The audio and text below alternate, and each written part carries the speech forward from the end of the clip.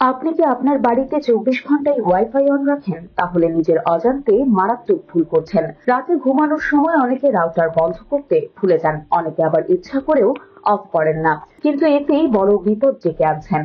বিশেষজ্ঞরা বলছেন, রাউটার থেকে যে তরঙ্গ বা ইলেকট্রোম্যাগনেটিক রে নির্গত হয় তা মস্তিষ্কের জন্য বিপজ্জনক। বারবার যদি ওই তরঙ্গ শরীরে প্রবেশ করে তাহলে একাধিক সমস্যা হতে পারে। ওয়াইফাই রাউটার থেকে নির্গত তরঙ্গ থেকে ক্যান্সার পর্যন্ত হতে পারে।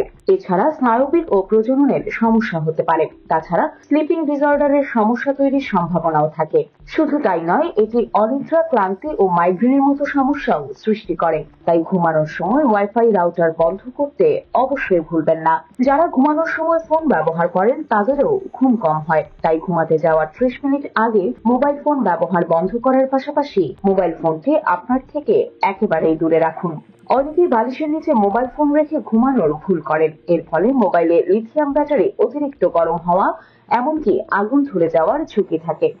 তাই মোবাইল ব্যবহার কিংবা ওয়াইফাই ব্যবহারে অবশ্যই সাবধান হতে হবে।